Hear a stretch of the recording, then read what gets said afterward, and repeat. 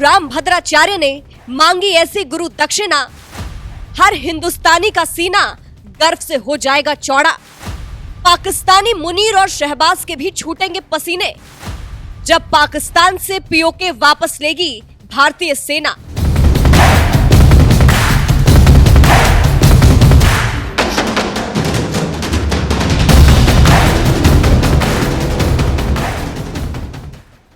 देश के महान नेता अटल बिहारी वाजपेयी ने कभी कहा था, भारत कोई जमीन का टुकड़ा नहीं है, ये जीता जागता राष्ट्र पुरुष है। हिमालय इसका मस्तक है और कश्मीर इसका मुकुट है। मगर दुर्भाग्य की बात यह है कि भारत के उसी मुकुट के एक हिस्से पर दशकों से पाकिस्तान ने जबरन कब्जा किया हुआ है, जिसे आज पूरी दुनिया पीओके के नाम से जानती है। पीओके यानी पाकिस्तान के कब्जे वाला कश्मीर। इस दौरान कई सरकारें आई और चली गई, लेकिन किसी सरकार में वो दम नजर नहीं आया कि वो पाकिस्तान से पीओके छीन कर वापस ला सके। ये दम लगता है मोदी सरकार में ही नजर आ रहा है। यही वजह है कि पाकिस्तान से छिड़ी अघोषित जंग के बाद एक बार फिर पीओके वापसी की मांग उठने लगी है। और इस बार तो पीएम मोदी के गुरु रामभद्राचार्य ने ही गुरु दक्षिणा में पीओके मांग लिया है। क्या पीएम मोदी मानेंगे अपने गुरु रामभद्राचार्य की बात? क्या पाकिस्तान से पीओके वापसी का वक्त आ गया है? क्या मोदी छीन लाएंगे पाक से कश्मीर का अधूरा हिस्सा? क्या पीओके वापस लाकर गुरु रामभद्राचार्य को देंगे दक्षिणा? ये सवाल इसलिए उठ रहे हैं क्योंकि पहलगाम आतंकी वारदात के बाद ऑपरेशन सिंदूर चलाकर जिस मजबूती के साथ सरकार और सेना ने पाकिस्तान को मुंहतोड़ जवाब दिया है, उसके बाद तो पूरा देश सेना और सरकार के साथ खड़ा हो गया है और अब सरकार से सीधे पीओके की वापसी की मांग कर रहा है। तो वहीं इसी बीच थल सेना प्रमुख जनरल उपेंद्र द्विवेदी अपनी पत्नी के साथ बुधवार को सीधे भगवान राम की तपोभूमि चित्रकूट चले गए, जहां उन्होंने तुलसी पीठ के पीठाधीश्वर जगत गुरु स्वामी रामभद्राचार्य से गुरु दीक्षा भी ली। और इस आध्यात्मिक क्षण के बाद रामभद्राचार्य ने जो कहा, उसने भारत की सैन्य ताकत के साथ ही सरकार को भी झकझोर कर रख दिया होगा, क्योंकि थल सेना प्रमुख को रामभद्राचार्य ने उस मंत्र की दीक्षा दी जो माता सीता से लंका विजय से पहले वीर हनुमान जी को दी थी। और यही दीक्षा देने के साथ ही रामभद्राचार्य ने उनसे गुरु दक्षिणा के रूप में पीओके मांग लिया। उन्होंने मुझसे वह राम मंत्र की दीक्षा ली, जो दीक्षा ले सीता जी से जो मंत्र लेकर हनुमान जी ने लंका पर विजय प्राप्त की थी, वही दीक्षा मैंने दी। और मैंने उनसे दक्षिणा मांगी है कि मुझे पीओके चाहिए, पाक अधिकृत कश्मीर हमें चाहिए चाहिए, यही हमारी दक्षिणा है।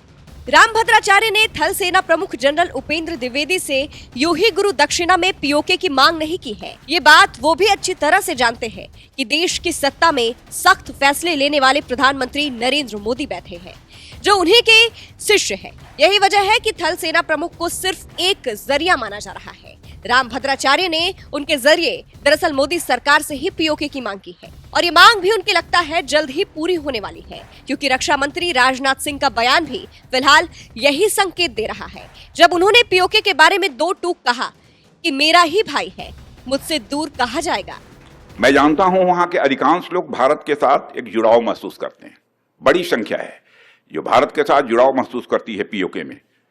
कुछ गिने चुने ही हैं जिन्हें भटकाया गया है, गुमराह किया गया है। पीओके में रहने वाले हमारे इन भाइयों की स्थिति कुछ ऐसी ही है जैसे वीर योद्धा महाराणा प्रताप के छोटे भाई शक्ति सिंह की थी। मैं फिर से दोहराना चाहूंगा, पीओके में रहने वाले हमारे इन भाइयों की स्थिति कुछ ऐसी ही है जैसे वीर योद्धा महाराणा प्रताप के छोटे भाई शक्ति सिंह की थी।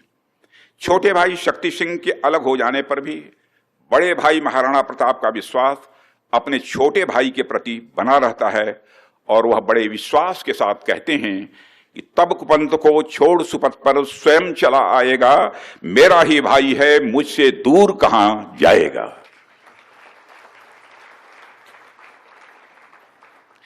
भारत हमेशा ही दिलों को जोड़ने की बात करता है, और हमें विश्वास है कि प्रेम, एकता और सत्य के मार्ग पर चलकर वह दिन दूर नहीं जब हमारा ही अंग पीओके स्वयं लौटकर कहेगा, मैं भारत हूं, भारत ही हूं, मैं वापस आऊंगा। और वापस आया हूं, मैं भारत ही हूं, मैं वापस आया हूं। यह पीओके कहेगा, ऐसा मेरा पक्का विश्वास है। पीओके की भारत से एकजुटता इस देश की सांस्कृतिक, सामाजिक और आर्थिक समृद्धि पर निर्भर करती है। पहले थल सेना अध्यक्ष उपेंद्र द्विवेदी से पीएम मोदी के गुरु रामभद्राचार्य ने गुरु दक्षिणा में पीओके मांगा और अब रक्षा मंत्री राजनाथ सिंह भी ऐलान कर चुके हैं कि पीओके तो भारत का भाई है, वो भारत से दूर होकर कहाँ जाएगा, एक ना एक दिन वापस भारत के पास ही आएगा। और जिस तरह से अब सरकार और सेना की ओर से संकेत मिल रहे हैं, उसे देखकर लग रहा है वो एक दिन भी लगता है जल्द ही करीब आने वाला है जब पीओके भी भारत का हिस्सा होगा। वैसे आपको क्या लगता है, पीओके वापसी का क्या यही समय है, सही समय है? क्या मोदी सरकार पाकिस्तान से पीओके वापस ले पाएगी? अपनी राय हमें कमेंट कर जरूर बताएं। साथ ही देश की संसद में पीओके को लेकर गृह मंत्री अमित शाह ने क्या कुछ कहा था वो भी सुन लीजिए। तो डिलिमिटेशन कमीशन ने और भी कई फैसले किए हैं।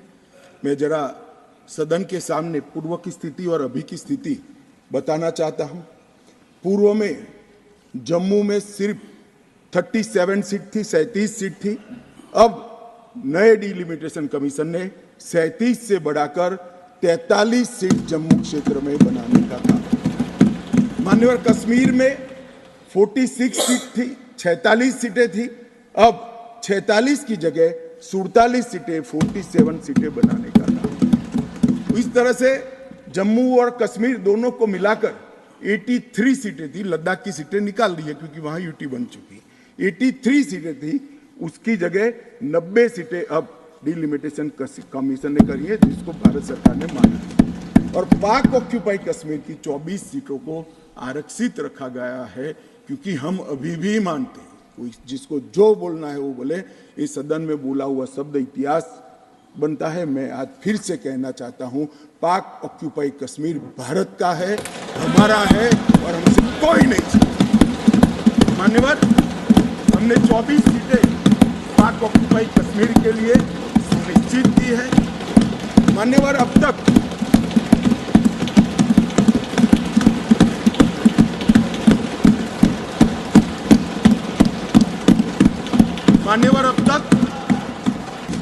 और पाक ऑक्यूपाई कश्मीर की 24 सीटों को आरक्षित रखा गया है क्योंकि हम अभी भी मानते हैं, कोई जिसको जो बोलना है वो बोले।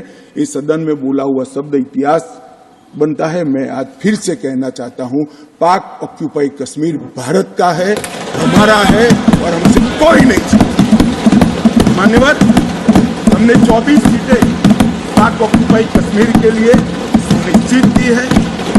मान्यवर, अब तक